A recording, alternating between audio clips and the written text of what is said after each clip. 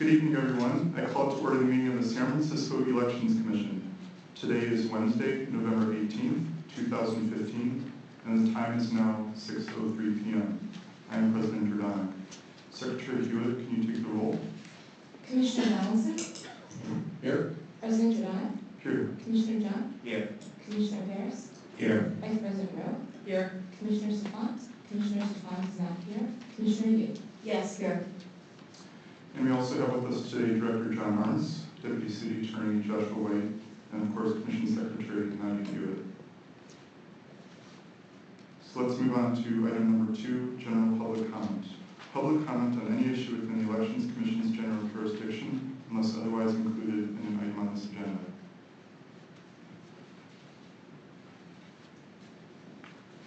I'd like to go last. Sorry, I'll go first today, given that it's a short number of public commenters. My name is Otto Duffy. I live in Precinct 7608. Specifically, I live at 216 Eddy Street, which is the Ritz Hotel. In the recent election, after several years of not doing it, I decided I would try to get the vote out. I typically do it in a kind of a nonpartisan fashion. I just try to, it's a low-income hotel. I just think it's generally a good idea to see how many people I can get out to vote. What I discovered at that time, after having been away several times, is that the voter rolls have a good number of people who don't live there anymore, haven't lived there anymore. In some cases have been dead for over 10 years. My concern about this is fourfold. One, fraud of the moneyed interests who I generally have to fight against, or, and I suspect, obviously if we're going to do fraud, voter fraud is probably the most likely way to do it. But if you're going to do walk-in fraud, the Tenderloin is the neighborhood to do it in. Second is fraud from our side. You set up a situation where people who might vote progressively are tempted to try to get those votes to magically appear. And, I don't like that either. And you're tempting me. Third, every election we have a perception of a very low turnout in the Tenderloin, when in fact when you get rid of all of these false people who don't live here anymore out of the rolls, we actually have only very slightly lower than average turnout in the Tenderloin. And it casts a negative, reflects negatively on the neighborhood, more so than it ought to be, which makes it harder to organize. Fourth, finally, what really gets to me is I know some of these people, and I know they died, and in most cases they died in rather unfortunate circumstances and rather quite young. And it kind of bends my mind when I see their names on the voter rolls. So I know that you have processes for getting these names off, and I just wish you would do them. Oh, it's also kind of eccentric because there are people, Tasha Jesus, they mentioned when she was murdered, she was registered in our building and her name is off. And yet, on the other hand, many people who moved away are no longer on the rolls, but then there are these people who have been going for 10 or 15 years who are still on the rolls. So it's eccentric on top of everything else. There are about 50 registered, there's 80 residents in the building, about 50 are registered, and there are about 29 names of people who are no longer living there, have no connection to the building whatsoever. If there's a process to get those names off in some kind of reasonable time frame, that would be nice. Thank you. Thank you. And you're welcome to sign in, all members of the public, so that we can have your names for the minutes. I appreciate the work you're doing. Well, Thank you. Seeing no, okay. Hello, Commissioners. Brent Turner with California Association of Voting Officials. I just wanted to make a quick public comment regarding some letters that have been coming in to the department. We've noted that Lowell Finley, an attorney from Santa Cruz, and the ex-counsel, the former Secretary of State Deborah Bowen, has been sending letters to the county regarding the California Association of Voting Officials. We don't know if anyone who has returned Mr. Finley, or for what purposes, but it is apparent his intent is to smear, i.e. displace Cabo from continuing its good work towards safe and secure elections. Mr. Finley is notable as the attorney that sued Diebold, now Dominion, in a key TAM suit that resulted in $1 million judgment for the state of California and plaintiff Jim March before becoming counsel to Deborah Bowen. The only thing notable about his time spent working on the state was Mr. Finley's unusual silence regarding Ms. Bowen's issues while he continued to accept his paychecks. I wanted to refer the commission to the website cavo.org. There on the Board of Directors page is a list of CAVO board members. The board members includes United States Elections Assistance Commission grant winner Daniel Castro from ITIF, EAC grant winner Dr. Gilbert, whose groundbreaking open source voting systems is the first in the country to be adopted by New Hampshire, the legendary Brian Fox, who created the Bash Shell, and many others, including Bob Nash, who gave operations oversight at the White House for 8 consecutive years. Also, the current executive director for the United States Election Assistance Commission, Brian Newby, is a CAVO board member. There are many other great people on our board, and I encourage you to take a look at the website. I am proud to be secretary of CAVO and have been diligent in presenting the commission information for many years and object to attacks from those associated with Microsoft, Oracle, Mr. Finley, or any others who would launch a smear campaign against CAVO. CAVO can play an important role to expedite San Francisco County's transition from secret software to vote counting with more transparency. For this reason, I bring the previous information forward for your consideration. We have noted attempts to nuance proper licensing, disparage ranking computer scientists, and pander to the commission, as well as to the election department via syrupy glad-handing. My hope is that the commission sees through these smoke screens and moves forward expeditiously. Respectfully submitted, Brent Turner. Thank you. Thank you, Mr. Turner. Okay.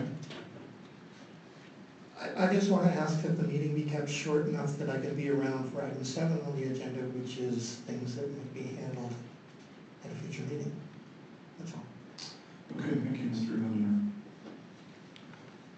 Okay, let's move on to item number 3, approval of minutes for previous meeting. Discussion and possible action to approve minutes for the October 21st, 2015 Elections Commission meeting. Is there a motion to approve? Move to approve. I second. Commissioner discussion? Seeing none. Public comment? Seeing none. Secretary Good? Commissioner Donaldson? Yes. President Janonik? Yes. Commissioner John? Yes. Commissioner Paris? Aye. Vice President Rowe? Yes. Commissioner Yu? Yes. And the vote passes unanimously.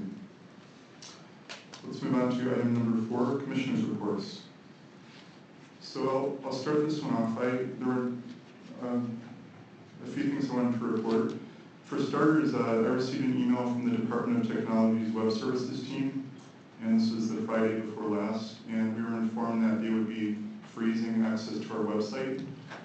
This was starting the Monday before last, and this is because they are upgrading our website to a new system. So now any website changes have to go through them. You can't directly update it. And they said that they're going to be finishing up that migration within the next couple weeks, and they're going to be offering new training on this new system. Incidentally, the new system that we're going to be using is called Drupal. Coincidentally, it's an open source software, so the Department of Elections actually and the Commission will be using the website using open source software, and hopefully it'll be an improvement over what we were using before. Next, I did participate in the election. A couple weeks ago, I was the polling place inspector at my home precinct, and also I had a chance to participate in the outreach effort that the department was doing. They were asking people to tweet photos of themselves with their I voted sticker. So me and my coworkers all did a group photo, and our tweet was retweeted by the department, so thank you. That was fun. And I also observed the random selection of precincts and the 1% manual tally at Pier 48B. And I also want to note that because the election canvass was still going on when the agenda was being prepared, and I think the certification hasn't happened yet, is that correct? So I'm referring the review of the election to December's VOPEC meeting, and then we'll have a chance to see all the post-election reports at that time. And finally, coming off the last meeting, I had a chance to speak with 2 people at the New Hampshire Secretary of State's office about their use of Prime 3, and I'll report on that information during agenda item number 6. That's all I have to report. Anyone else?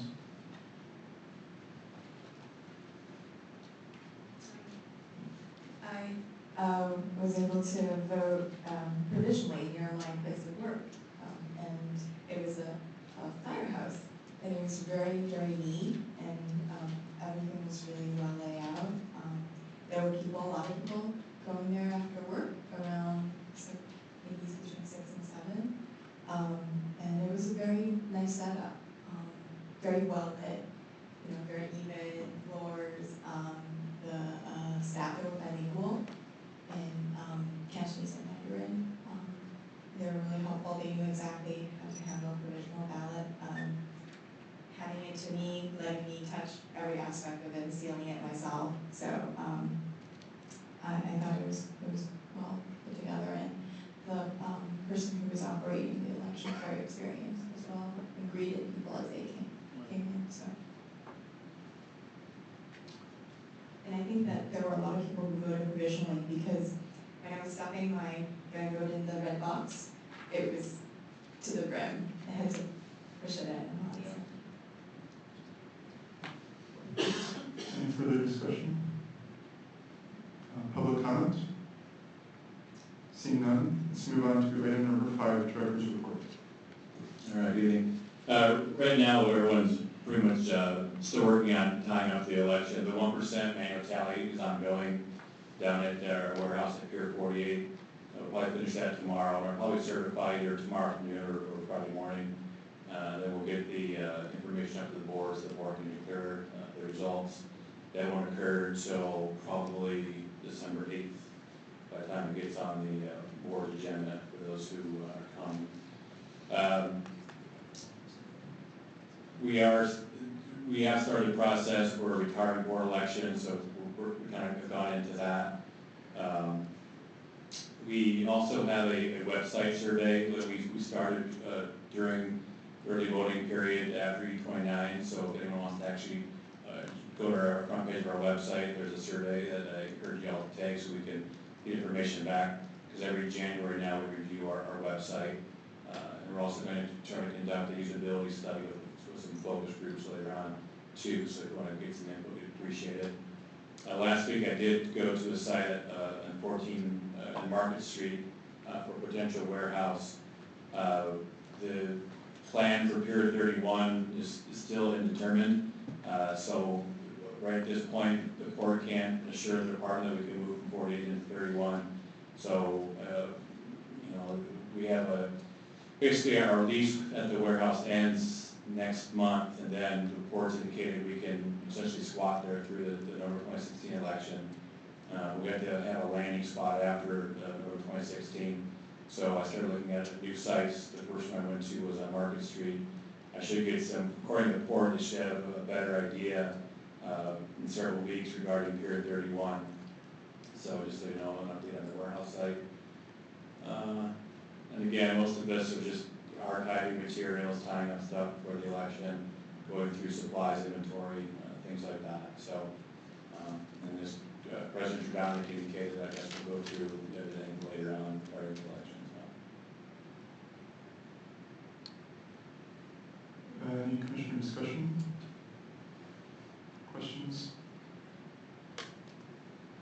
I do have one general question. I did hear on NPR that we were being pointed out on local radio as possibly having a higher incident of vote irregularities around District 3. This was about a week before the election. They didn't really give any specifics whatsoever, but would you be able to point out if there really was any voter irregularities, if there was a higher incident of reported voter fraud or anything regarding that? Yeah, actually we talked about this at our last commission meeting, but the campaigns were accusing one another in District 3 of taking people's vote by mail ballots and voting on them and sending them back to the department, and the department had contact with the district attorney's office. And we have been working with the district attorney's office. So no new news? Correct. Yeah, you don't need to rehash it then. Thank you, just wanted to follow up. Appreciate it. And then could you clarify the Pier 31, what was the holdup exactly? Or is this? 31? Yeah. Right now, it's the construction schedule, so they want to put a new roof on it, and so they're going through their process to line up what they need and the timing and the funding for it. So,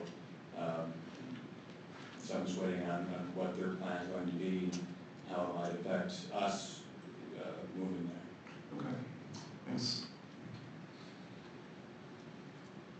One more question about cleaning up our voter rolls. I do know that if somebody dies in the state of California, their name is automatically removed from the voter rolls, supposedly, because the Secretary of State also deals with vital records. What other ways do we generally utilize to clean up our voter rolls? So the local Department of Health will give a list to the department on a quarterly basis of those who are deceased in San Francisco, for whom the agency has information. But also every Sunday we go through the obituary pages in the Bay Area section, and we look at the names and then try to determine if someone was a registered voter in San Francisco. And also, like, if someone were to contact the department and inform us that someone passed away, we can follow up on it. So there's, you know, and then there potentially someone could be passed away and we don't know about it, but there are several avenues for us to find out. So usually we get a pretty good sense fairly quickly if someone's passed away. But there are times when someone passes away and we don't receive the information, so potentially a person could be not go away. Thank you. Okay, is there any public comment?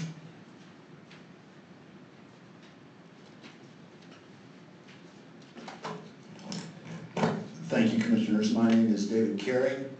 I want to report on a few things that many of you may have seen already. One was that on election night, there were RCV tallies that were released with the first batch of results that were reported, I think, a little bit before 9 o'clock. That was resuming a practice that had been started in 2012.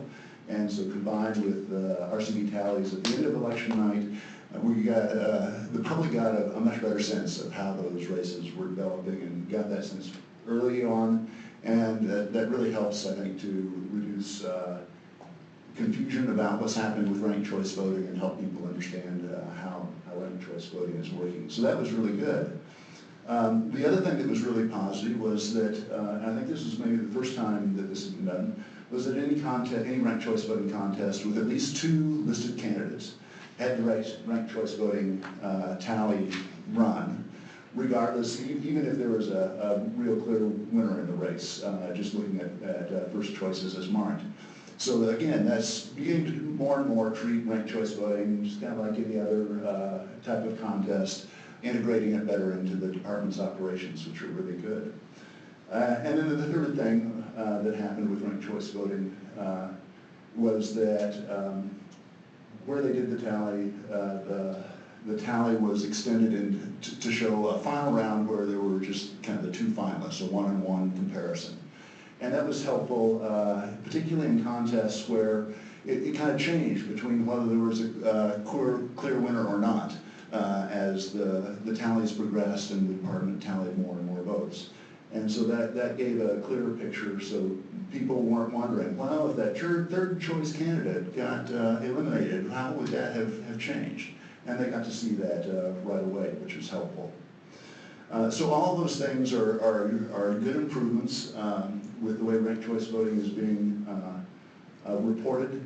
I think there are some other things that could be done, but with the practices that were shown here this year with this election, if there are other things that, you know, changes need to be made to the voting system, we need to get either a new proprietary or a new open source voting system in order to make some of those additional changes. The practices that were done this election are great to keep us going until greater capability is available. One of the other things that was, I hadn't really quite expected until it was kind of a late addition, is my understanding, was the publishing of cryptographic hashes of the results files. That's real valuable for remote digital election observation, and there are some great opportunities to expand that in the future. Thank you very much. Thank you, Mr. Curry.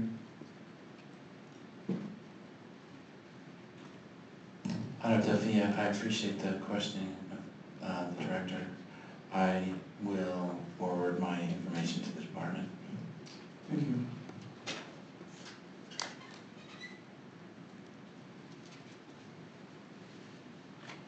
Hello, just one quick note about election night. My phone started going crazy because the counts were off for the public. There were more votes cast for the mayor's race than the total amount of votes cast. And the reason I understood from the news team that was covering it, KTVU I think, was the fact that, and Director Arns can correct me on this if it's not correct, but they were purporting that they got the information from Director Arns that the system grabs the count for the total from the mayor's race. And I don't know exactly the ins and outs of how the irregularity occurs, but the problem was, as far as the amount of votes that was published for the public's consumption, the amount of votes cast in the mayor's race was more than the total amount of votes, which obviously doesn't make sense. So it was explained and made sense, but I'm thinking that moving forward, we should probably correct that if that is something that's going to recur, as it makes activists' phones ring late at night, because obviously there's no way to have more votes for the mayor's race than the total amount of votes cast. So I think it's just a little glitch with Dominion or Sequoia or whatever they're called now, but that's something to know. Thank you. Thank you, Mr. Turner. Yeah, we're going to have a chance to talk about the election during our December meeting, but I do want to echo Mr. Carey's comments that I thought there were a number of really good improvements to see this time around. And but Director Arns, do you think you could, since one of the members of the public brought it up, do you think you could speak about the difference between those two vote totals? That just explain that. Yeah, the way the system is hardwired is for the first card that has the primary contest, in this case would be the mayor's race, is set as the ballots cast for turnout. So it wasn't the mayor's race that was obvious, it was the measures card, which is card 3. More cards came back to us that were card 3s than card 1s. And so the ballots cast number was slightly lower for the mayor's contest, which was the overall ballots cast for the election, than we're actually showing were cast for the measures. And I think that overall, by the end of the day, it was about 1,400 more of the card 3s came back to us with the measures than actually card 1s. And it's not something we can change. And we can, you know, if we know which contest or which measure will have the most votes before the election, we could potentially put that measure, that contest on card 1, since that's always the counter card, as a system is designed. But usually, so like card 1, president, governor, mayor, are the contests that go on that card. And most times, most elections, that's the one that draws the most votes, not the measures. But in this case, it was a measures card that drew more votes. And it happened actually last November, I think like 56, 85, somewhere in there. More measured cards actually came back to us than card 1 with the governor's contest on it. So that's the reason why. And so for this election, what we're going to do is, in the statement of vote, if you go to our website, the statement of vote has all the votes by precinct. The ballots cast column is based, again, on card 1, which includes the contest for mayor. So you see the ballots cast for the contest being what was registered for the card 1 or mayor's contest, even for the measures, which was on card 3. But on the letter of certification we sent to the board, we're going to indicate that there's a higher number of card 3s cast than card 1s. And it's about 0.7% more card 3s came back than card 1s.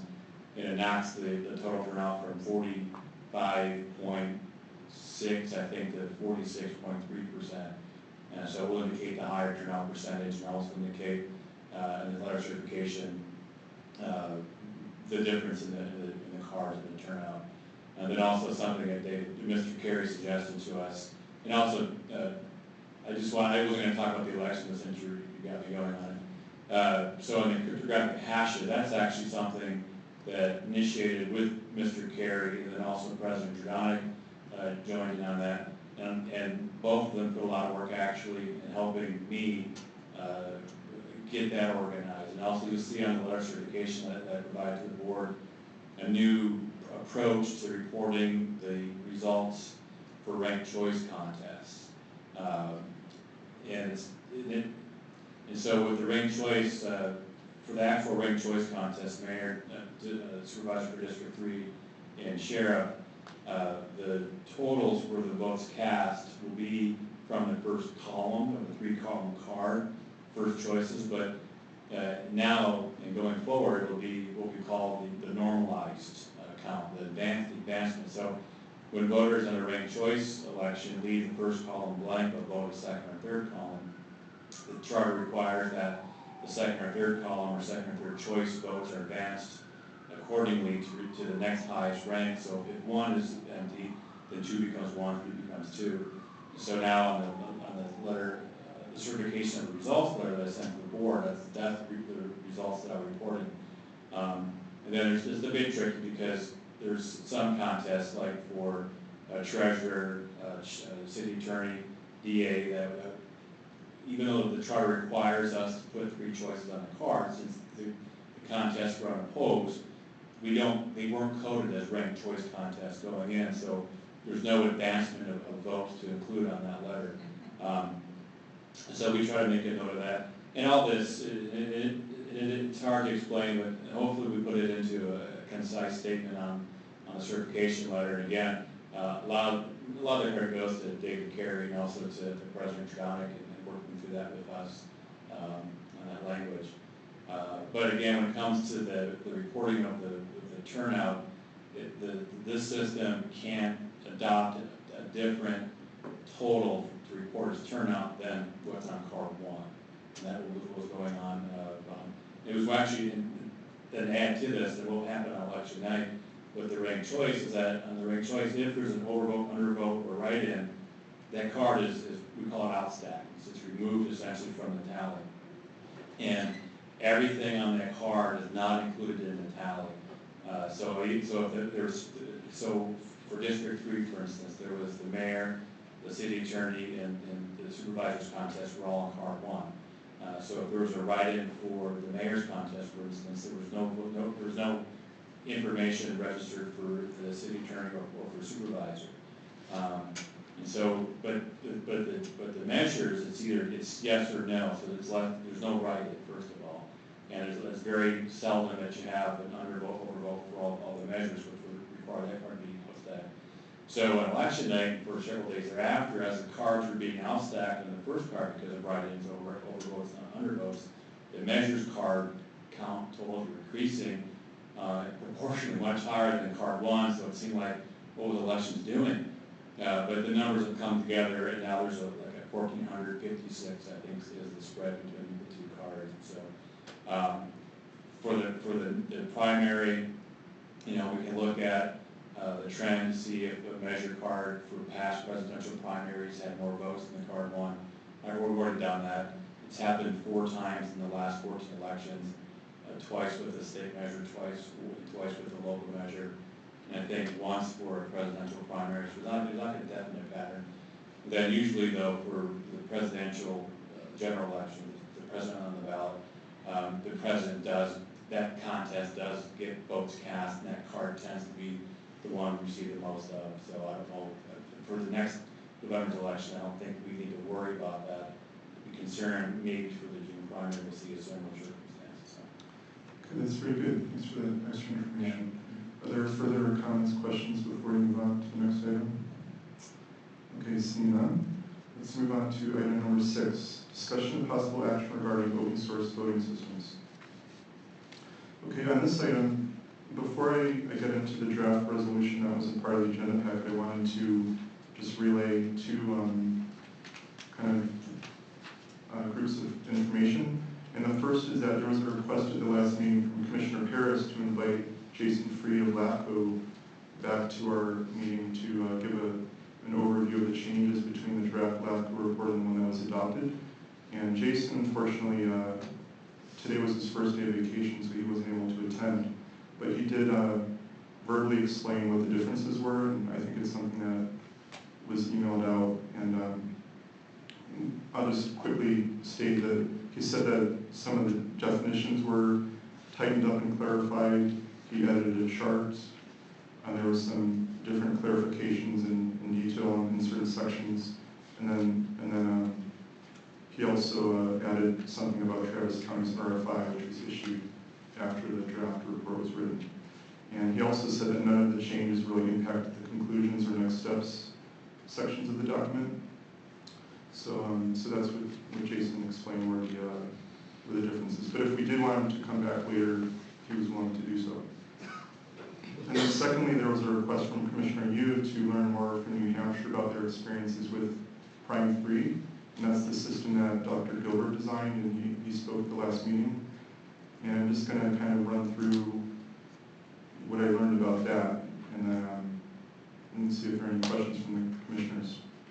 So I spoke with two people from the New Hampshire Secretary of State's office. There was Anthony Stevens, and he was kind of the elections director, and then another gentleman named Daniel Cloutier. He was sort of their IT person. These are both assistant secretaries of state. And I spoke with them both for about an hour on the phone. And I learned from them that, so New Hampshire piloted Prime 3 in two different elections. It was the September 2014 election, and there they piloted in two different polling places. And in November 2014, it was in 5 polling places. So in both of these precincts, there were only like less than 100 voters that actually used the system, maybe 10 voters per precinct or so. And the system was not actually open source at the time they used it, because that was over a year ago, but the system was made open source just a couple months ago. And the system is essentially a ballot on demand system. It's basically a Windows tablet that's kind of in a lockdown mode. It has a browser, and then the voters can view the ballot and print it out. And what it prints out is just a piece of paper that's kind of like a Word document. It just has a list of the candidates that they selected. So it's not, doesn't look like a ballot. And then that's not capable of being scanned by the normal software, so those are manually counted. And in 2016, they're planning to expand this to use it throughout the state. And even in 2016, it's technically not going to be open source, because they're actually modifying the system that Dr. Gilbert designed, but they're not making the modifications open source. And so they're doing certain changes that are unique to New Hampshire, like around ballot rotation. And then the other components, like the scanning system, is controlled by Dominion, and they use something called AccuVote. So their system is only open source for this ballot printing system. So that's what I learned from them. Were there any questions that anyone had about that information before we move on to discussing the resolution? What was their sense of it? Did they like it? Were there problems? Yeah, so they were very happy with it. They really liked the fact it was open source, because they can change it around however they need to. They said that the voters that did use it were very happy with it. This system was replacing their previous accessible device, which was some kind of a fax phone system that I didn't quite understand how it works. But they said the previous system, maybe only 1 or 2 voters would use it. But this new system, they had many more people using it. It was like, there were 10 voters instead of 1 or 2. So they think that this new system is a lot more usable. And also the other thing is Dr. Gilbert's team actually came up to their state to help them do it during these 2 pilots. So in 2016, they're going to be doing it just on their own. So they were very happy with it. Did they have any plans for central tabulation other than by hand? Okay, that's a good question. So in 2016, they actually want to, instead of having this printing out this Word document-like thing, when I say Word document, I just mean that it doesn't look like a ballot, but they're trying to do something where they can actually print onto a real ballot. And that way that these ballots will be able to be scanned by their AccuVote system. And it's still, they still have to kind of work out the details, but this is their current plan. And they don't have plans in the short term to the midterm to use open source for their other components, but maybe as part of the longer term successor system. I don't think they've ruled that out. Did they say anything about future variations of pairing it with a scanning device? Because you said it was just printing, there was no scanning. Well, they already have scanners, they're called AccuVote, that are used to scan the ballots that they pre-print. So in 2016, they're planning to use these pre-printed ballots, but feed them into the Prime 3 system and have Prime 3 print onto them. So then they would be able to use it as a normal ballot. Follow-up question. So when you say they'll have the template pre-printed, so in a way that the optical scanner can read it, like pre-populated, pre-printed fields that they can feed into it? Yeah, it would basically be like if you took a San Francisco ballot and then you fed it into a printer, and then it would know where to mark. Okay. It'll fill in the bubbles for the voter. So the reason why they can't really, it has to be manual counted now is because they don't have, what's printed right now cannot be read by the scanner. Exactly. It's just on plain paper. Exactly. Okay, got it, thank you. And also because the number of voters is relatively small, they're able to do that. You said that they had taken, I think you said they'd taken an open source system and modified it in a non-open source way. Why did they do that? Yeah, so I asked them about that, and they said that because, well, the modifications are because they have certain ways that they wanted to expand the system in ways that aren't necessarily part of Dr. Gilbert's plans. But I asked them, well, why wouldn't you make the changes open source? And they said that because it would take more work, and they have limited staff. Like they would need to, things like make maybe documentation around the changes, and there's an extra level of work to make the changes usable by other people. And I think that they just didn't, that wasn't a priority for them, is the sense they got. Does that answer your question? Yeah, one question always begets another question, but to make it usable by other people, so is open source mean it's usable as opposed to just people can view it and see it? Oh, well, what I mean is, if you have source code that's open source, unless there is kind of supporting documentation and manual training materials around it, it would be very hard for another jurisdiction to actually use those in their election, because it's just kind of like there's no instructions for how to actually use it. So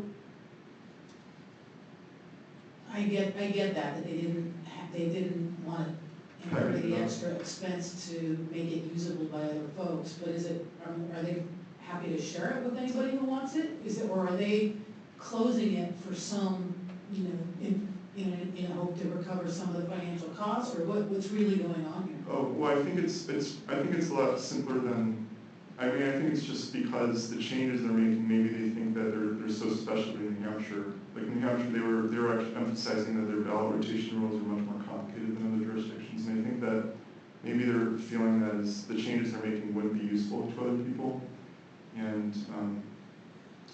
I don't think that. So I didn't get the idea that they're trying to. They're not going to sell this system or something like that. I just think that it was sort of like the path of least resistance for them. They just make the changes they need, and they're not interested in being a distributor of a new system.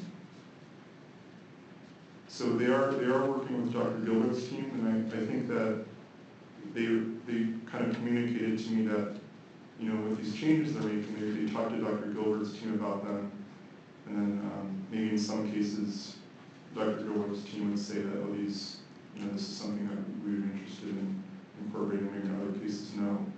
So it's kind of like what New Hampshire is using is diverging a little bit from Dr. Gilbert's system.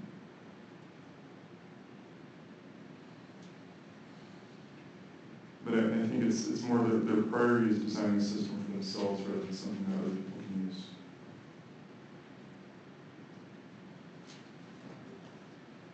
I am ever so slightly worried about scalability, since it sounds like they really did design these changes or roll out the implementation for such a small scale.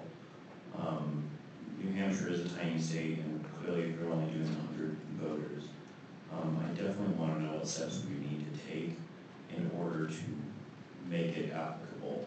And if not Prime 3, which other systems from the other vendors that you talked about would probably be better. I mean, to really have to scale something up sounds like it's a hugely monumental chunk of the pie. Yeah, and they mentioned that they're going to face challenges in scaling their system from 5 precincts to 600. Right? I think they said 600. But yeah, this is just one out of the 6 presenters we heard last month, so it's just kind of a data point, so to speak. And I don't think we need to choose ourselves. So they're. Thank you for doing this extra research. Oh, sure, you're welcome. And yeah, I thought it was fascinating to speak with them. So, yeah, so as discussed at the last meeting, what I did was I drafted a resolution for us to consider today that incorporates a lot of the ideas that, as a commission, we've been hearing about over the past several months, and even going back, 8-9 years. And I'll go over some of the key parts of the resolution, but I first want to mention that I did circulate it to Director Arntz, I circulated it to Deputy City Attorney White, the Supervisor Wiener's office, I circulated it to, and various community members, and I incorporated a lot of their feedback. And everyone, there were no objections to it, everyone seemed okay with it.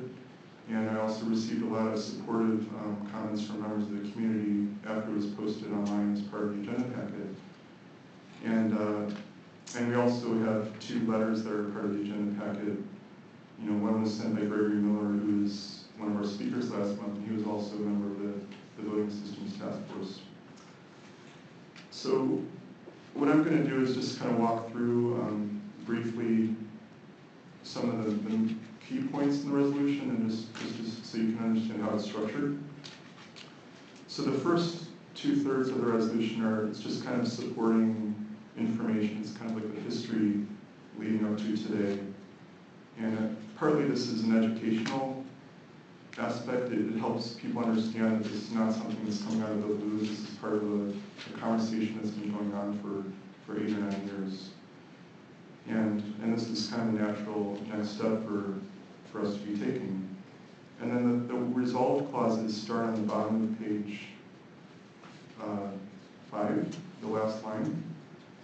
And really the meat of the resolve part is there are basically just like 15 lines. And the first resolve is formalizing the commission being in support of open source in the kind of general sense. And we actually haven't formalized it when I look back at our previous resolutions. And then the second resolve, this is at the top of page 6, is directed at the Board of Supervisors and the Mayor. And it basically requests that they start this project, beginning with the next fiscal year, which starts July 1st. And I think that it's a good time for us to be doing this resolution now, because basically in December, January, I think a lot of the supervisors are starting to prioritize, what their budget, what were their budget priorities. And then there's also kind of a goal in here as to what, when we'd like to see this ready for use potentially by the department. And this is, it says June 2020, with trying to partially or pilot use it in November 2019. And it's kind of a goal. I wouldn't view it as a deadline or anything, but it's kind of just to encourage the board to act more quickly. And the next resolve section is kind of a list of just suggestions. It's, none of this is binding, with these are ideas that have been expressed in the discussion leading up to this point. And I think one of the key points is that this is not a project where the board needs to write a huge check and then wait 5 years and someone's gonna come back with a system. This is something where there are many options for making partial progress or dividing this up and working with people, and just to emphasize that there are lots of things we could do once this project starts. And then the last resolve, the last 3 lines, just establishes a very general policy that I was kind of viewing as a signal that the department would be working in partnership with this project, and just to kind of formalize that, very general wording. But so that's the draft, and so we can open it up for discussion. I'd just like to comment, this is a stellar document. It's like, it's great I've done some of this research before on county fund resolutions and history, and just getting that much detail on that many things, I'm sure took quite a bit of time. So it's great to have it in one place, and also I think it's very important establishing that we clearly have a very long history of supporting in this county and the city, open source as well as with the Elections Commission. So I think that's it's very good work, and it's really excellent and important supporting the information within the resolution. So the resolves, I think, are all very good as well, though of course the key ones are the very first or the second one. I think the first and the second one, but particularly to initiate the funding project. I think having the characteristics in here is part of the resolution. Building on top of things like the voting systems task force is really excellent. And some of these specific characteristics. Also innovation in the approach of actually developing such a system and doing this incrementally. So I think this is a really good document. I can't offer a lot to change it. I think if there's any areas it might be, we talk about hiring a project director. I think as a resolution, that's fine. There might be other alternatives such as hiring a company or something like that through the procurement process.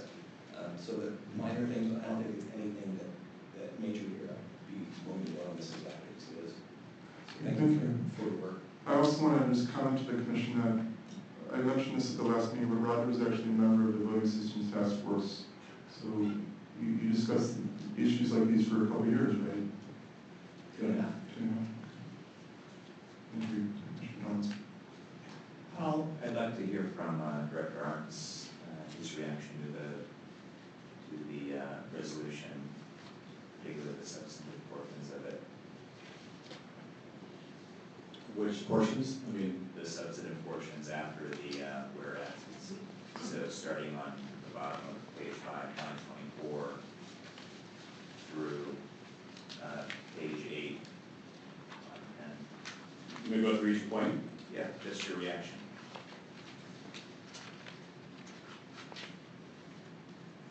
Well,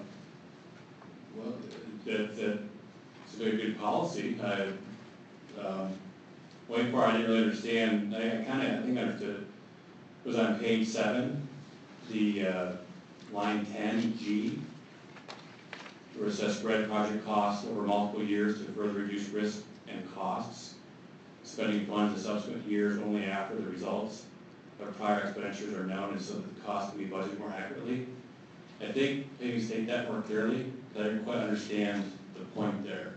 So I'm not against or anything, I was guessing at what the intent was on that particular item. As President Giordani indicated, I saw a draft of this. I didn't see this particular example last week, and I thought it was fine. One thing that I did indicate to President Giordani is I won't be putting an RFP out for a new voting system now. I was planning to putting an RFP together going out in January, but since especially the confidence that President Giordani has on this process and the timeline too, I wish the timeline was more not really a goal but an actual. That's why I had mine. I think going out to bid now would just muddy the waters.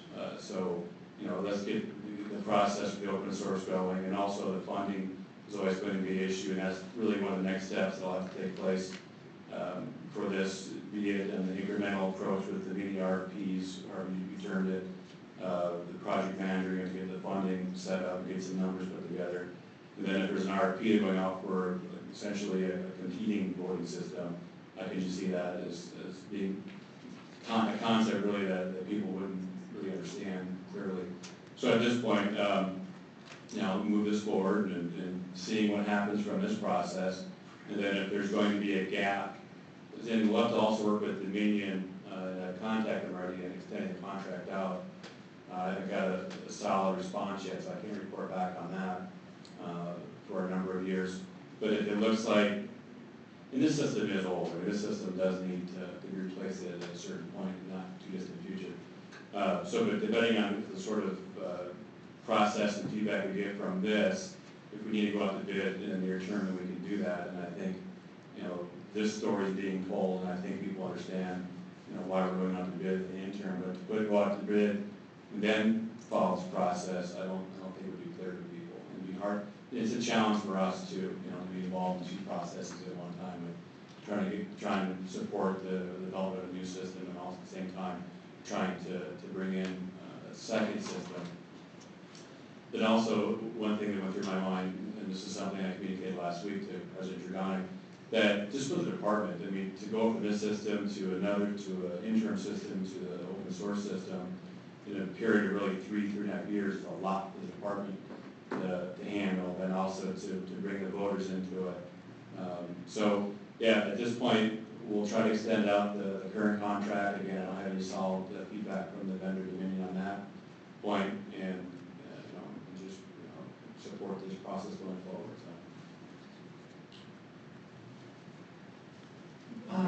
President John, did Supervisor Weiner indicate that he was willing to move this in a priority to get some action on it? Do you have any indication that once, assuming that we adopt a resolution hopefully tonight, that we can actually get some movement from that? Yeah, he's very interested in this. I think the email that I received from his staff member was, it specifically only mentioned the hiring the project director, but I'm sure that in conjunction with that, they would be open to having some sort of initial funds to work with. But the only thing I have in writing is the project director, of course, but I also know he's very interested in, just pursuing something like this in general. I will also say that you and clearly others put a lot of work into this document, so thank you very much for that. I will make a motion to adopt the resolution. I have a suggestion on revising that paragraph that the director was just mentioning, but I do think that we should, if possible, adopt a resolution tonight, not let the enemy of the, not let the perfect be the enemy of the good. I think this is very, very good, and I wouldn't want to get bogged down too much unless somebody has a real substantive problem with something. This is just us urging the supervisors to take a look and do what they want, so it's not as if we have to have this absolutely perfect. We do need to have it something that we can put ourselves behind and sell, but it would be a good idea to move this rather than tinker with language and come back a month from now. I do agree, excellent document. I did have one point of clarification, page 6 under item B, which is to form a public committee of experts, citizens, etc., to advise the director. Does this commission have the authority to create another advisory position? Is this something the board needs to do? Are we this public group? Could we have some clarification? You don't have the authority. This is just urging the board of supervisors to create it, but you don't have the authority to create it. Thank you. Question, is there a motion? I'd like to second that motion. Okay, let's hear from the public. Can I, before I do that, let me make a suggestion to the language, to change the language on that paragraph G on page 7. I also kind of stumbled at it, but I figured, I'm glad you mentioned it. I think that the point that we want to make is that it's a good idea to spread the project costs over multiple years so that you can see how things are going before you commit all the funds. I think that can be addressed and cleaned up a little bit by, if anyone has a pen, just deleting the first word further, and then deleting 3 words later, and costs, and then deleting at the very end of that sentence, and so that cost can be budgeted more accurately. That would leave that sentence saying, spread project costs over multiple years to reduce risk, comma, spending funds in subsequent years only after the results of prior expenditures are known. So that would be, I guess, part of my motion, or I don't know how it is, separate motion, whatever the procedure is, I would recommend making that change. So, do we still have a second then? I did second, and I'm just trying to remember what parliamentary procedure we amended. Okay, so we have a motion on the table. Let's start with public comment, and then we can continue discussion if we need to. May I suggest that the word known be a change to assessed, because there is a process following the results where you need to look at what you really got. And so it's one thing, by known, that might mean it's been checked into GitHub and you know what you got, but sometimes you need to form an opinion before you can allocate more funds. So I would use the word assessed there. I was kind of stunned by the draft resolution and exceedingly pleased that that might be what you're doing this evening. Okay, thank you, Mr. Miller. Yeah, my name is Adam Duffy. I'm a tenderloin neighborhood activist, but actually election processes are my most interested focus. I'm a trained chemist and learned in instrumentation, experimental design, and one of the things that we learned about in college, it's classic. What happens when experimental results are no longer a process of sensory perception, but it's actually some electronic dial or something. The kinds of errors that introduces, systemic error potential. So that's why this whole issue came up about having the ballot, the ultimate archive of the voter preference, the ballot, be something that the voter actually sees and manually marks themselves, or at least is able to verify that their preference is recorded on that, and that be the ultimate. Ultimately, it generally tends to mean paper ballots. So the open source concept is really no replacement for that. The 1% manual count is really quite important to verify, because one of the nice things, whatever you can say about open source is, since everybody knows the software, in a lot of ways it's easier to alter in a malicious way. So I'd like to make sure wherever you go that you maintain those something that can be visualized by the voter, that there's a chain of custody where the voter at some point sees it, hands it, is in ownership of it, and then hands it over to the precinct, or puts it in the envelope. Okay, thank you. You got that right? Yes. Okay, cool.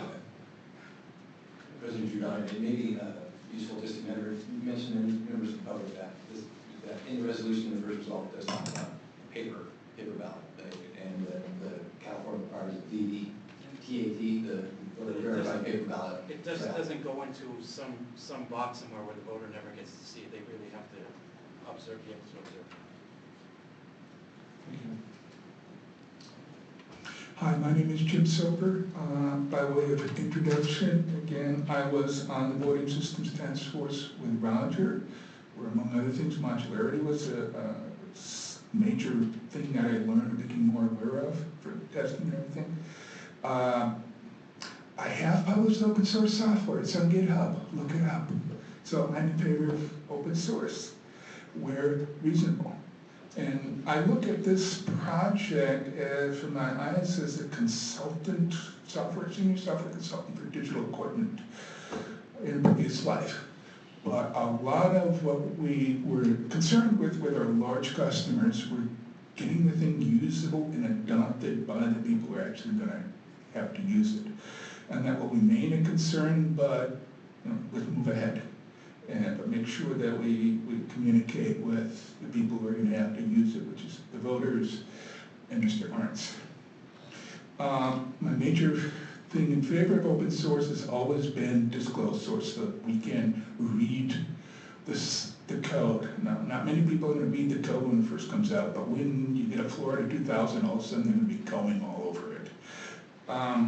But that was the most important thing. That is going to be reusable by a lot of people. I think that's nice, but I think we need to think about partnering with people already in development and working with them. And some of them may have some preference for disclosed source. Disclosed source is the bottom line, but they may have a preference. Just like New Hampshire, you don't know what's coming along. So I didn't want this to lock in, it's got to be OSI open source. I don't read it as that, so that's okay. An advisory committee like the Voting Systems Task Force has to be set up by the Board of Supervisors, and it has to go through some red tape, and you have to make some money for it. Then there's a point on H, the modularization. I took a look at the voting system certification testing regulations. And paragraph or section 263 allows you, if you already have a system that's been certified and you're trying to recertify the system with a new part, you don't have to retest the other systems unless you don't have to retest them individually. But you do have to, in section 267, have to go through an integration test. That means you have to test the whole thing again, everything, to make sure it all works together. The pilot studies by SB 360 get around that, but that's a lot of work, and we don't know what the rules will be for the Secretary of State to approve a pilot system. Okay, thank you, Mr. Suter.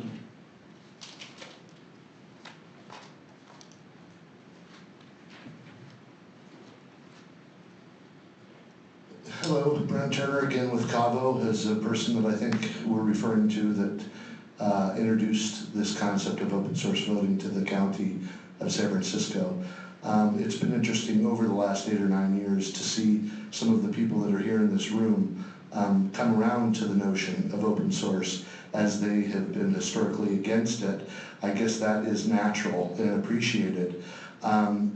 However, as history is a good friend and indicator of things to come, I think it's important to note that some of Mr. Soper's usage of wording, such as disclosed, we know that that is not an appropriate avenue moving forward. We don't want merely disclosed code. We want open source software.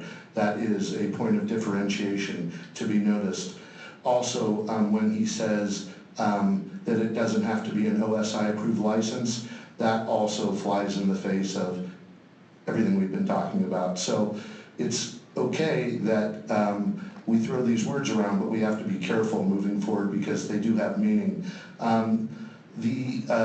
Great to hear from Director Arntz that, and I totally agree with him, that moving forward, there's no reason for an RFP. If we're moving in this direction, I think extending the current contract outward and making everything dovetail is ideal.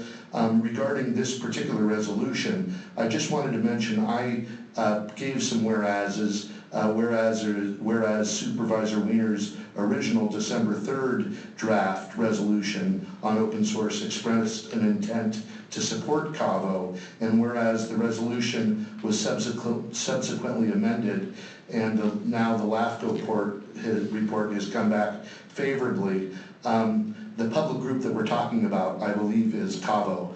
I know, like I mentioned earlier, there has been a smear campaign against Cavo. I think that has to do with, unfortunately, Commissioner Donaldson's and Mr. Soper's issues with me personally. For what I don't really know, I do call people out.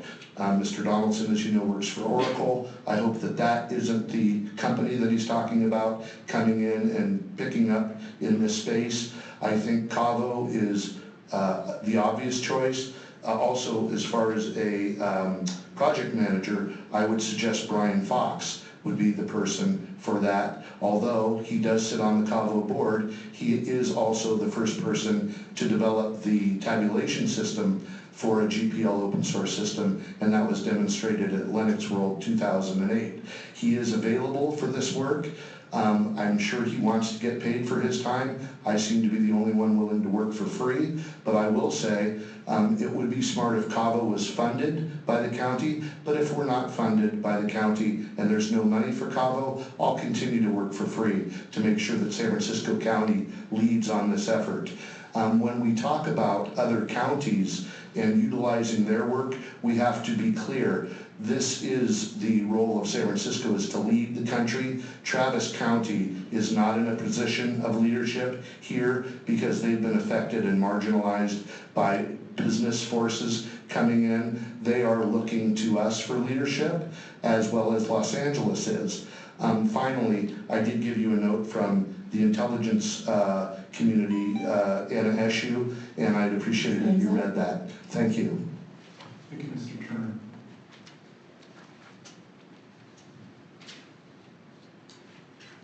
Thank you, President Jurjanic and Commissioners, for inviting comments this evening. I'm John Sevis. I'm the Chief Technology Officer of the OSET Foundation. We submitted a letter in support of this resolution earlier today. I just wanted to stand up and pick out just a few key points from the resolution that we were particularly in favor of and wanted to underline the value of. One point that has to do particularly with the notion of using a true open source license versus disclosed source. I'm talking specifically about the licensing model. And I want to emphasize that in the context of the collaborative approach that you spoke of, or I should say wrote of, in the resolution. So if you think of leading a force of multiple jurisdictions that are collaborating to share costs and share benefits of an open source voting system, one of the central parts of open source licensing is this notion of what we call perpetual harvest. Anyone is allowed to take a license to it. Anyone is allowed to make modifications to it, and those modifications need to be made available to everyone who has the opportunity to use it. And I think that is a very, very strong principle to be kept in mind when you're thinking about setting up a collaboration with other jurisdictions that may have similar needs. Wanted to identify a timing issue. I think there's a leadership opportunity for San Francisco to have a great opportunity to lead, form collaborations for cost sharing and resource and benefit sharing. I think now is pretty important because we're hearing more and more jurisdictions who are looking to this approach, given the shortcomings of the commercial products that they're looking at adopting. While LA County is the best known, in our view, San Francisco is the only one that's proposing an open source solution that really has broad adoption appeal for a variety of different types of jurisdictions. 3 more points, or maybe 4. Technologies in development. Just as you don't need to build it all yourself, you can collaborate, you don't need to build it all from the ground up. There's multiple organizations that you've heard testimony from and done research on about components that are available. And the notion of risk reduction through modular development that you articulated is very important because it allows you to take advantage of components that are under development and be able to construct a system that mixes and matches to your needs. So I think that was really a very important point as well. And lastly, by showing some leadership, it's also a timely manner to take advantage of some philanthropic funding that's available. So just as you don't have to do it all as going alone, you can form a collaboration. Such a collaboration may be a target for some philanthropic funding in addition to government funding worth thinking about. Thanks very much for hearing the remarks and really excellent job on the resolution. We're very, very encouraged. Before you leave, I actually have a question for you, if you don't mind. What was, you stated your name, what was that? John Sevis. Mr. Sevis, I tried to skim your letter while this meeting, but I just got it while the meeting was starting, so it looks like OSET took a very detailed look at Commissioner Jadot's draft. I couldn't see anything, I scanned it here where you were recommending changes to the draft, is that correct? No. Okay, good. It's just that as a vehicle for discussion and consciousness raising with other parts of the government of the city and county in San Francisco, we wanted to emphasize a few points that we thought were particularly strong and worth emphasizing. Thank you. I also wanted to thank you for OSET's November 4th letter regarding Director Arms, which I thought was appropriate and much appreciated. Thank you. Indeed. Thank you all. Mr. Simmons.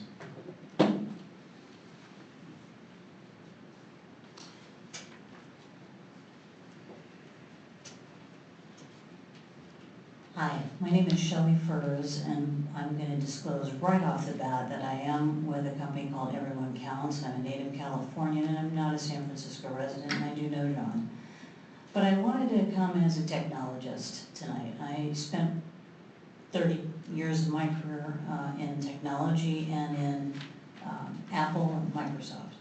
And I'm about innovation. I love and commend you all for innovation. I want to just throw out the idea that some of the things I heard said tonight from you, from others, resonate with me in a technology way, that a platform approach is a good one, and looking out for ballooning costs and documentation, and some of the things I heard you say as risks are important. The certification requirements in California are significant, and I just really wanted to put forth that concept to pay attention to the business side of it as much or more, it looks like you have, than just specifically zeroing in on the technology aspect.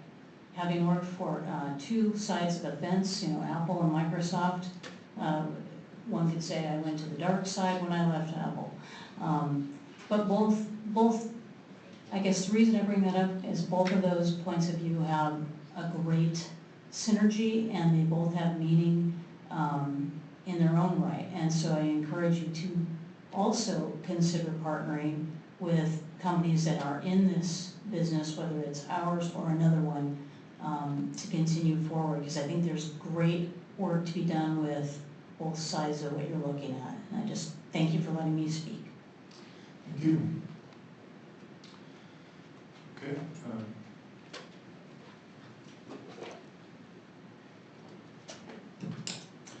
Thank you, Commissioners. First of all, I'd like to thank the Commission very much for hosting the very informative meeting that you had last month. That was a great group of speakers that you got to listen to.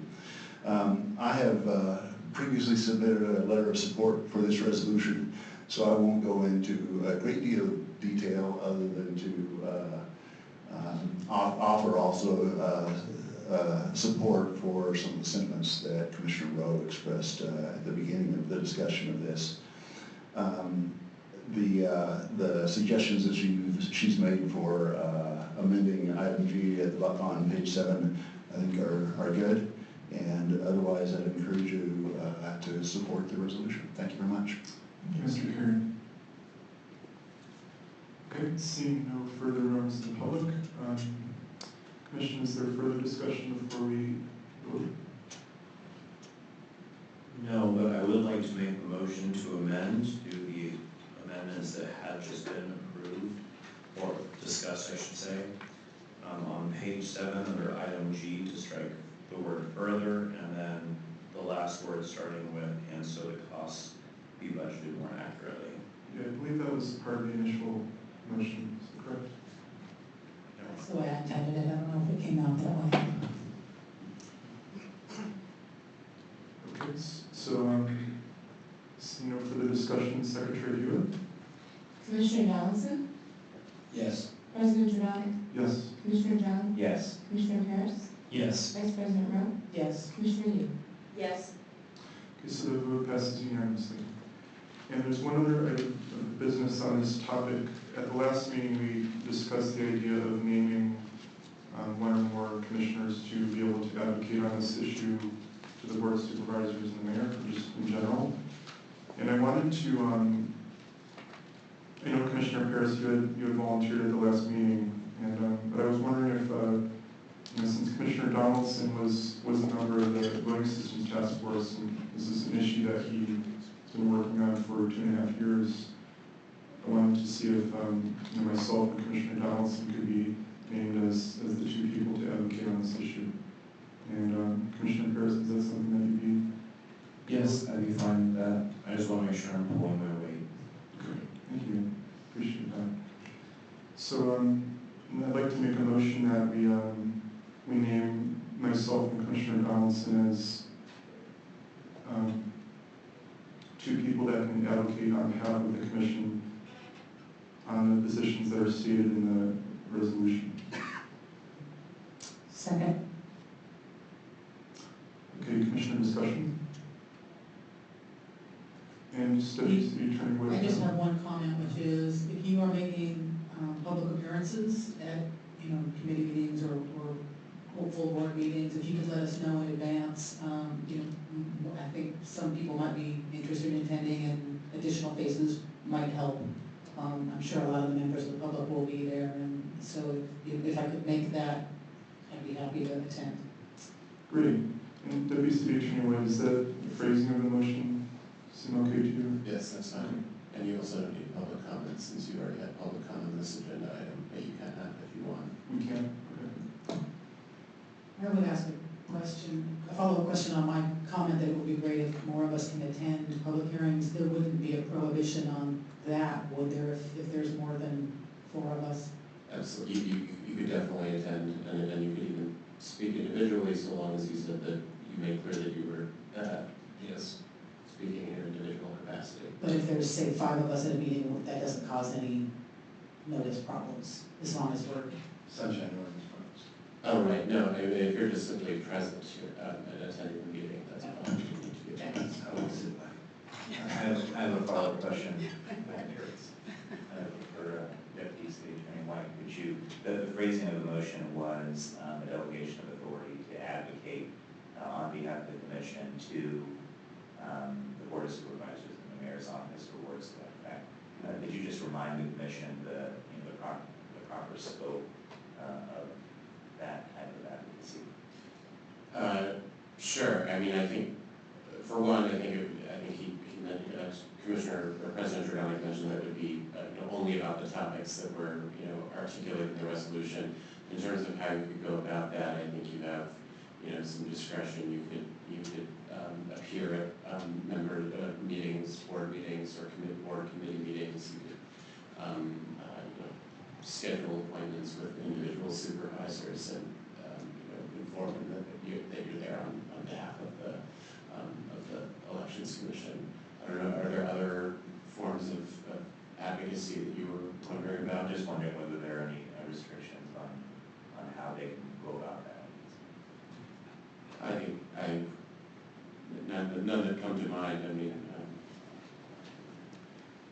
I just one clarification. I'm not sure if there would be any reason to advocate to people other than the board and the mayor, but like maybe if there's, I'm just imagining if there was another individual in the city government. I mean, as I stated in the resolution, it wasn't restricted to the board and the mayor, but I mean, if we could restrict it if we wanted to, but I think I'd like to leave it open if possible.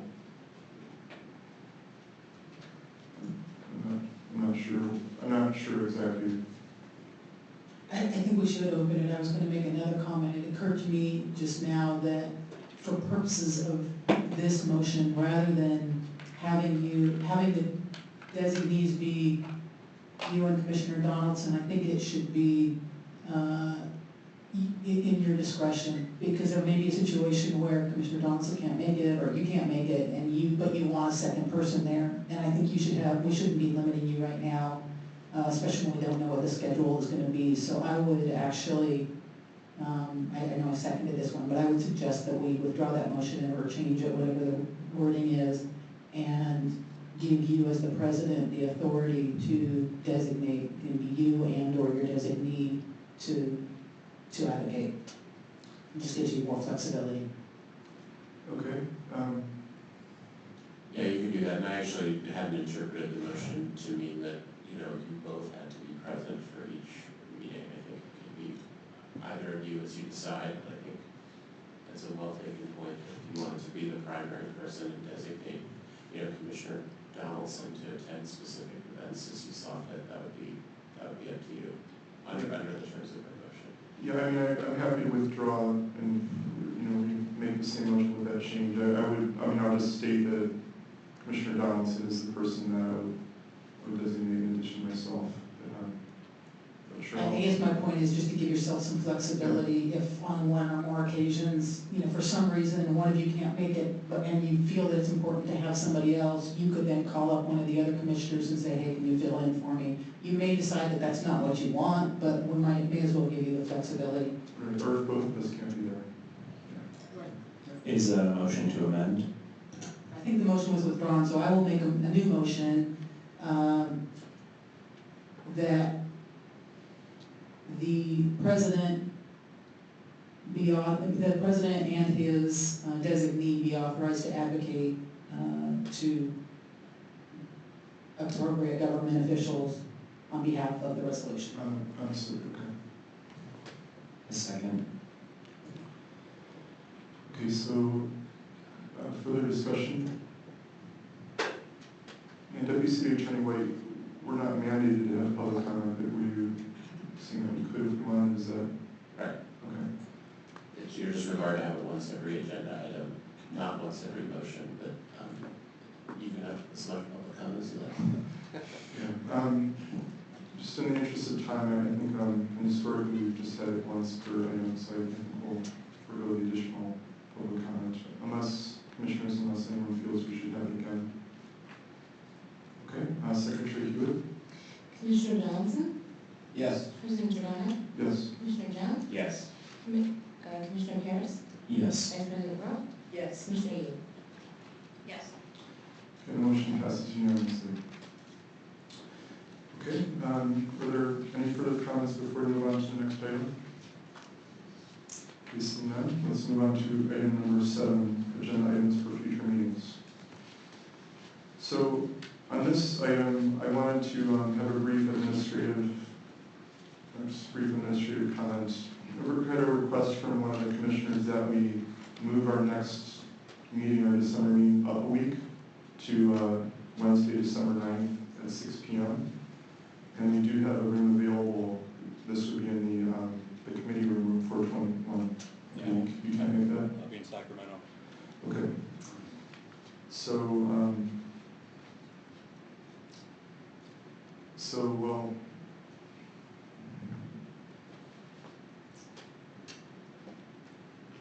okay.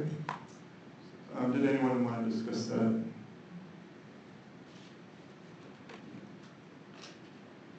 Are you talking about moving the meeting, or are you talking Yes, about? we have a request from our commissioners to move the next meeting up a week, but our parents would be able to attend. I think it's, I'd be amenable to either the original date or the new post date. yeah, I think given that the director can't attend, it seems like there wouldn't be a possibility because we're going to be reviewing the election and we need to be able to ask questions. So, I'll be as president, I can, if something changes, I could communicate this as an administrative issue, right, just about scheduling. We can see if we can work something out, maybe this Tuesday or Thursday or something. But, okay, so, all right, other topics for this item here? Public comment?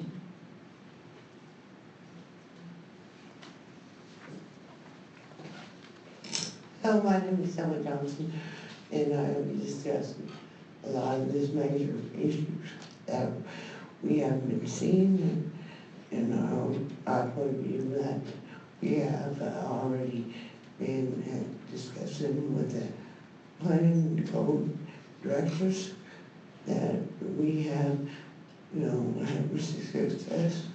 And I view point of view that we have need for our successes. We had not been able to reveal in our subconscious minds that we've all written down on paperwork that we will succeed in more major amounts that we have not experienced in, then that we will be in our peace. Okay, thank you. Ms. Johnson.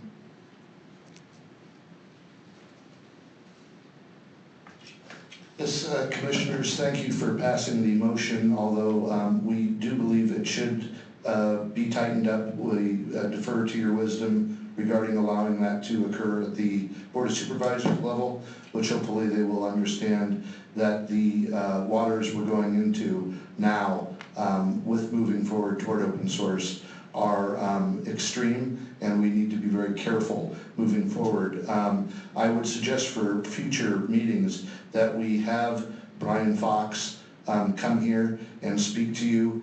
Mr. Fox is, as I mentioned, the creator of the Bash Shell. He's highly regarded by the White House Office of Science and Technology Policy, the Department of Defense, the Department of Homeland Security, all stakeholders, I guess would be the word you might use in the security sense. I was on a phone call with him today with NIST and with also Dr. Gilbert. He can lead us properly, and again, he would be a good project manager. He's not beholden to anyone. He has always been with the open source community since its inception with Richard Stallman, and he has a knack for this, moving it forward, and would be a perfect project manager. Just to mention a few more issues that were raised here, the Deckert design, although notably Mr. Deckert is not a politician, so some of his insistence that Director Arntz be terminated, that kind of thing is obviously can be interpreted as counterproductive. He does have a position in this that he created the Deckert design, which is the design that Los Angeles County is using. It is the paper ballot printing system. Just for Commissioner Yu's knowledge, that system is available to us. Dr. Gilbert's disability components are available to us.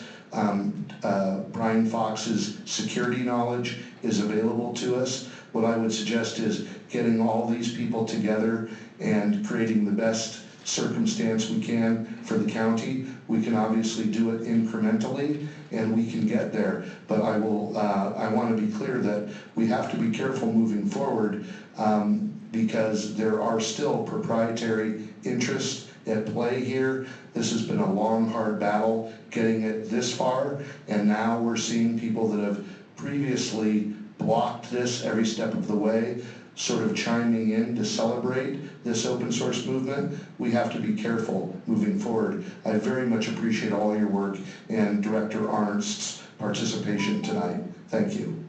Thank you, Mr. Turner. I think I'm the paper ballot guy today. I just point out, last time I addressed this body, it was an entirely different group of people. But it's been going on for a long time. The possibility that the paper ballot could be much smaller and compact than the ones that we're using now, because there are a bunch of issues with weight. I've seen control of the ballot issues when I was an inspector. They left the machines overnight in a garage and it was completely unwatched. So if you get to smaller ones, and I'm sure that you must be thinking about what this paper ballot is probably going to be smaller and lighter. The example that I can bring up is the punch cards, where you basically met the requirement. It was much smaller, much less expensive. And also you want to think about, if we are going to continue to do a 1% manual recount, which I would certainly strongly encourage, that could be made faster and less expensive as well. There are things like magnetic marks that on the checks that the actual voters could actually see. There are ways to do it other than optical scanning where you can use smaller ballots. I'm sure there's potentially better technology. Great, thank you. Anyone else?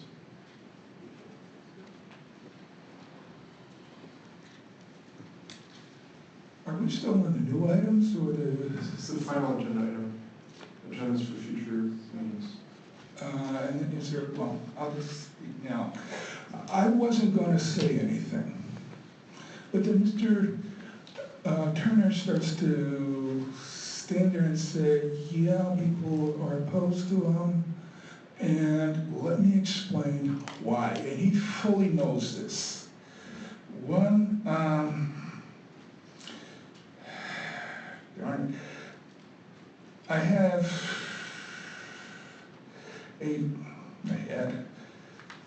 there is a letter from Lowell Finley, Deputy Secretary of State of California. He was in charge of voting systems for Deborah Bowen.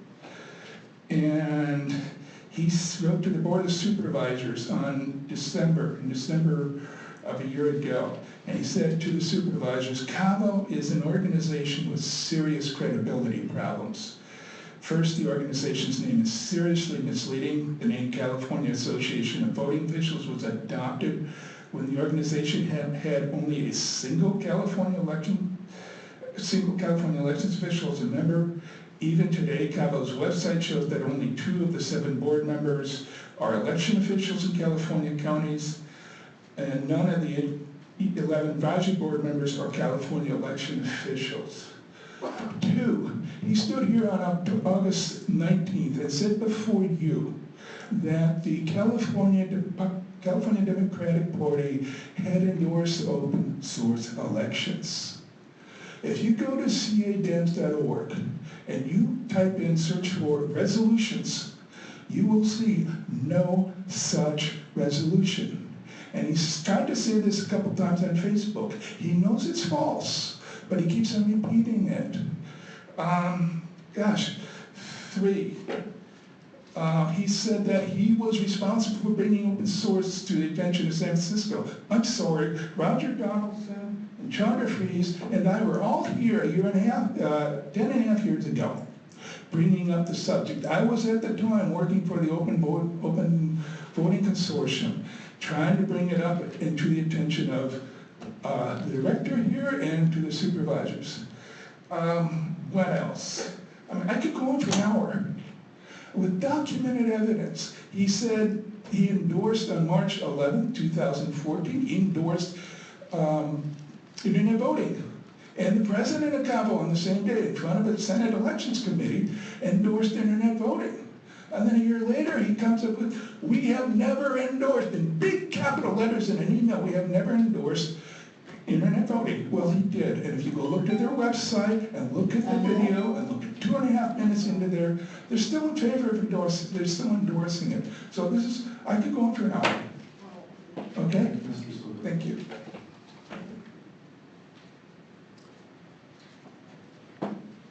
Okay.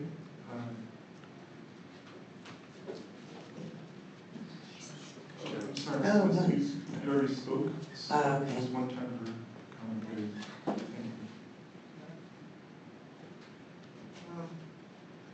you. I'm very encouraged by the resolution that's happened tonight, and I'd like to see the momentum continue in the directions you were all aspiring to go in. And the subject of modularity has come up in Chris's eloquent writings.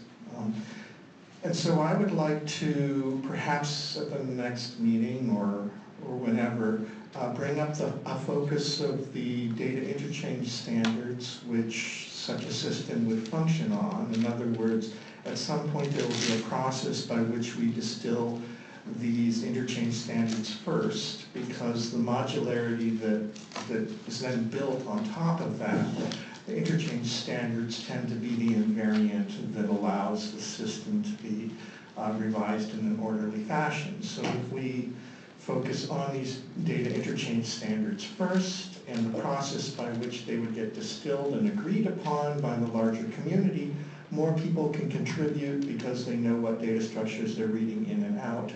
And of course, along with those data structures would be supporting libraries for certain languages that we might aspire to have a system built in. So my recommendation is that we would focus on these data interchange standards and how we could get that process to move forward even before money is thrown at the problem, okay, in terms of recommendations and the likes.